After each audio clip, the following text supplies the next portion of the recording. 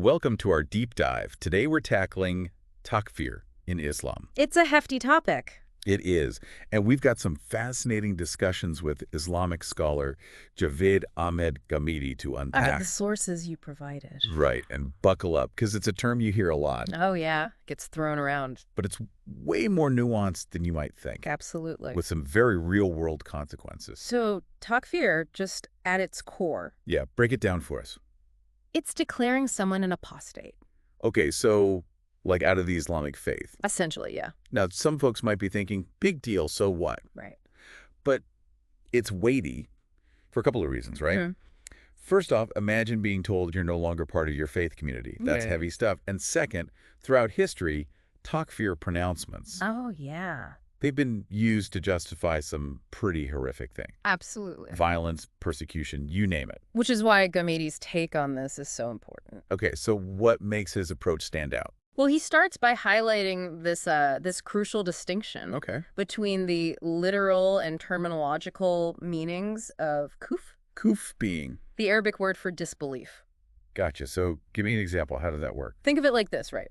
You're in a casual conversation, Yeah. and you say, ugh, I'm a kafir to that idea. Right. You're just disagreeing strongly. Yeah. You're not making some formal religious declaration. Not about someone's actual faith. Exactly, but in a religious context, kufr, it takes on a much heavier meaning. It's not just, I don't like your taste in music. Well, no, it's a state of disbelief. With theological implications. Yeah, a serious. So someone disagrees with you, even vehemently, doesn't automatically make them a kafir, religiously speaking. Precisely. And this distinction is key for Ghamidi. Oh, so? Because he argues that misinterpreting kufr historically has led to some very harmful consequences. Like what? Well, think about it. Rulers using accusations of kufr eliminate political rivals, justify oppression. Wow, so words have power. They really do. But then who decides who's really a kafir then? The million-dollar question. If throwing the term around casually is problematic, Right, right. who gets to make that call? Well, that's where Ghamidi gets really interesting. Lay it on me. He argues that ultimately, only God has that authority. Whoa, bold statement. It is. So humans should never make judgments about belief. Not necessarily. I mean, we do it all the time, right? Yeah, for sure. But his point is, we can't see into someone's heart. Right. We don't know their true intention, their fake inner workings. And declaring someone outside of Islam, that formal takfir, requires a level of knowledge, well, we just don't have it. So I think I see where he's going. Yeah. It's like you can judge actions, even stated beliefs, but judging their heart, their relationship with God. Exactly. It's a different level. That's for a higher power to decide. Right. And he illustrates this. I'm intrigued. With a really compelling analogy, a court of law. Okay, I like a good analogy. Imagine accusing someone of a crime. You need evidence, a trial, a judge's verdict. Makes sense. Declaring someone an apostate, Ghamidi saying it's got a similar divine court aspect. It's not something to be taken lightly. No, sir, not at all. So we might see outward signs of disbelief. Yeah. But the final judgment belongs to God. I dig it. And to back this up, he points out something really interesting. hit me with it. Even in the Quran, when specific groups are labeled kafir, often they've already declared their disbelief. Like in really strong terms. Oh, yeah. Very explicit. Like rejecting Islam's core ideas. Completely. And Ghamidi even quotes them. Saying, Inna bima ursiltum bihi kafirun. Okay, translation, please. It means we disbelieve in the message with which you have been sent. Wow, that's pretty definitive. It is a powerful statement of rejection. And Ghamidi saying this removes the need for anyone else to declare takfir. They've done it themselves, essentially. That's an interesting point. It shifts the focus. From external judgment to individual declaration. I like that. But what about when things are less clear-cut?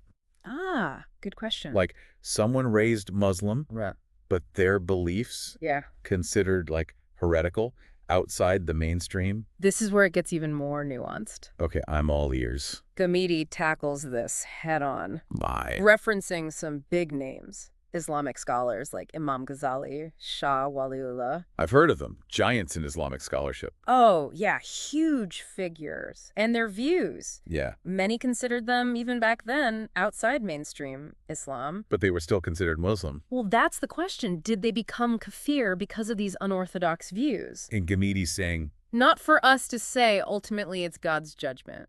So humility when judging other people's faith. Even if we disagree strongly. He's advocating for, like, respectful dialogue. Absolutely. Acknowledging our human understanding is limited. And that different interpretations of faith can exist. He's not saying don't judge. No. But more like, be careful how you judge. And understand, there are limits to human authority. Especially in matters of faith. Exactly. Big difference. Now, this whole context and judgment thing makes me think of Surah Kafirun.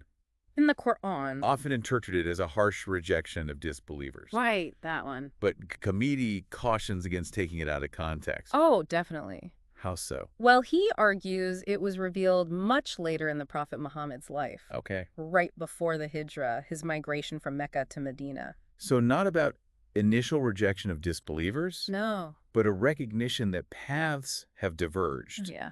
A level of separation has become necessary. More about acknowledging the reality. And establishing boundaries. For peaceful coexistence, not blanket condemnation. So the timing changes how we interpret it. Totally. It's not about judging individuals. Uh-huh. More about acknowledging different paths. Yeah. The need for Muslims to establish their own community. Which feeds back into Ghamidi's larger point. Dangers of misinterpreting Quranic verses. Oh, yeah. Without considering their context. Historical, social context is key. He's pushing us to go deeper than surface level. To really understand the nuances. So a more thoughtful, contextualized approach. To takfir, but also Islamic teachings overall. I'm seeing a pattern here. Definitely. And speaking of context, you mentioned some specific examples earlier. I did. Like apostasy, the rules about who lives in the Arabian Peninsula. Ah, yes. Sounds like things are about to get really interesting. Oh, they definitely are. Let's dive into that then. One of the most sensitive issues, and often, frankly, misconstrued, is apostasy. Okay, so we're talking about... What happens when someone raised Muslim decides to convert to another religion? This is a situation where things can get really heated. Oh, absolutely. And unfortunately, it's been a flashpoint for... Well, for accusations of takfir, yeah. Exactly. So how does Ghamidi approach this? Well, this is where his emphasis on individual agency and God's ultimate judgment, it becomes crucial. So he's saying, even though leaving Islam's a major sin, trying to force someone to stay in a faith they've rejected goes against Islamic principles. Yes, true faith, he argues, it can't be coerced. Right. It has to come from the heart. From within. He points to verses in the Quran emphasizing free will, that God guides whom he wills. Right, and he's drawing on the Prophet Muhammad's example too, right? Oh, absolutely. I mean, the Prophet himself faced rejection. Yeah, even persecution. From his own tribe, but never forced anyone to convert. So Ghamidi's using these examples to argue that respecting that individual's choice, even if it means leaving Islam, is more in line with Islamic teachings than trying to force them to stay. I see. It reframes apostasy as a matter of conscience. Rather than a crime against the community. That needs to be punished. Right, exactly. But how does this work practically? Let's say someone says publicly, I'm not Muslim anymore. Ghamidi is very clear on this point. Okay, what's the approach? We need to respect that declaration.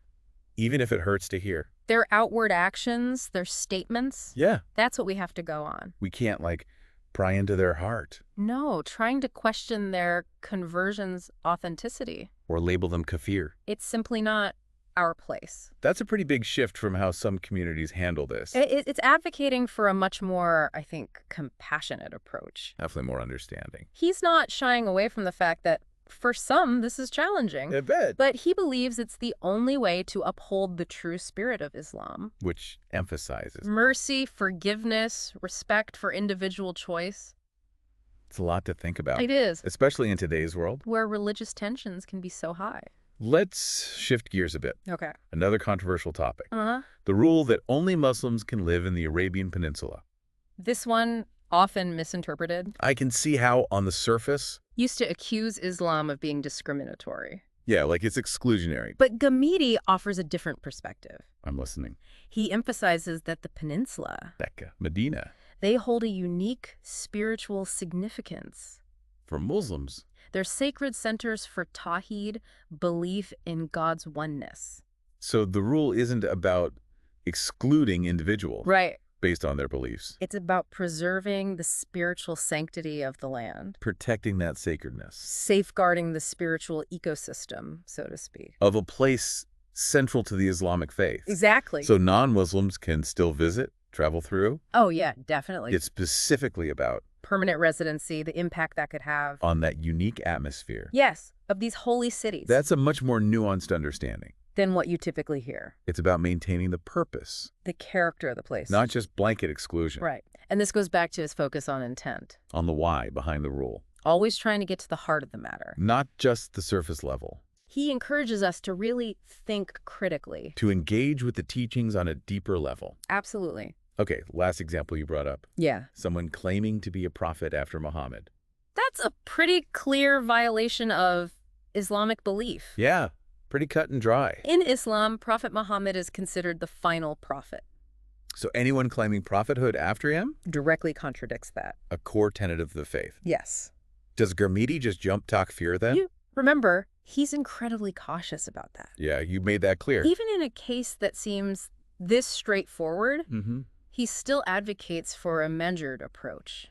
Which means? Instead of immediately labeling them kafir, he suggests exploring other possibilities. Like what? Maybe they're lying, trying to deceive people. For their own gain. Yeah, that happens. Or, and this is important, yeah, it could be a case of mental illness. Oh, wow. Various psychological conditions. That could lead someone to make such claims? Precisely. That's a really good point, considering the human element.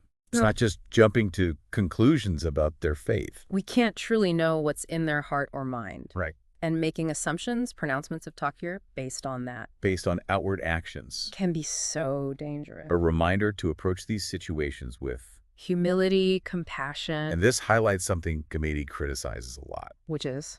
The way takfir has been used as a weapon. Oh.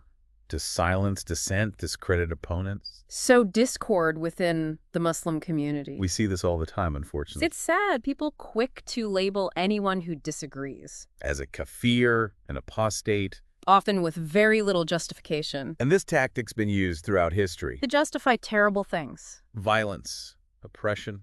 Ghamidi's teachings offer a way out of that thinking. A different path. He's calling for a return to those core values. Of Islam, which are? Mercy, understanding, respect for choice. And recognizing the limits of human judgment. Especially in matters of faith. His message feels so relevant today, when polarization and intolerance are on the rise. He's pushing back against that urge to oversimplify.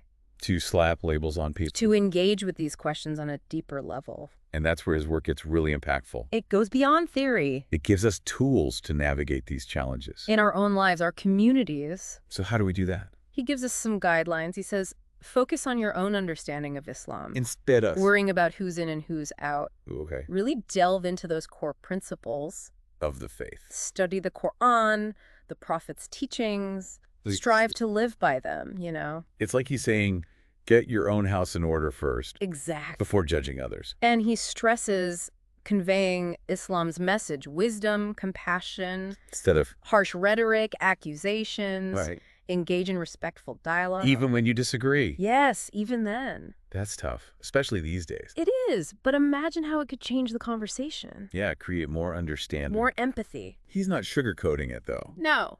He knows there'll be times when we encounter beliefs, behaviors that really trouble us. Right. But even then. Even then, what's the approach? Patience, wisdom. Try to understand their perspective. Yeah. Always leave that final judgment to God. This has really made me think it has about takfir, but also just how I engage with people. With different beliefs. Yeah, it's a good reminder. I think that's the beauty of Ghamidi's work. What do you mean? He's not just giving answers, prompting us to ask better questions. I like that. So, key takeaways for our listeners. On Ghamidi's message about takfir. Yeah, if we had to boil it down. I'd say 3 main points. Okay, let's hear them. That distinction between literal and terminological kufr. Right, that's huge. We got to be mindful of how we use that word. Not casually, not as a weapon. Second, God alone judges someone's faith. We can't know their heart. And third, even when we disagree, yeah, we strive for respect, dialogue, understanding. It's about humility, recognizing our limitations. Not policing beliefs, but living your faith sincerely. Sharing Islam's message with wisdom and compassion. This has been an eye-opening deep dive. It has. I have a whole new understanding of takfir. That's great to hear. Not just the theory, but how it plays out in my own life. And I think Ghamidi's approach, it's relevant for everyone. You mean regardless of your faith background? Yeah, be mindful how we talk about beliefs. Don't rush to judgment. Don't use harmful labels. Build relationships on respect, understanding. Even when we disagree. A more inclusive, compassionate world, that's the goal. Where differences help us grow, not divide us. Exactly. Something to strive for. Well, this has been a fascinating look at takfir. It has. We encourage you to explore Ghamidi's work further. If you're interested in learning more, and as always, to keep questioning, keep exploring, keep expanding your understanding. Thanks for joining us on this deep dive.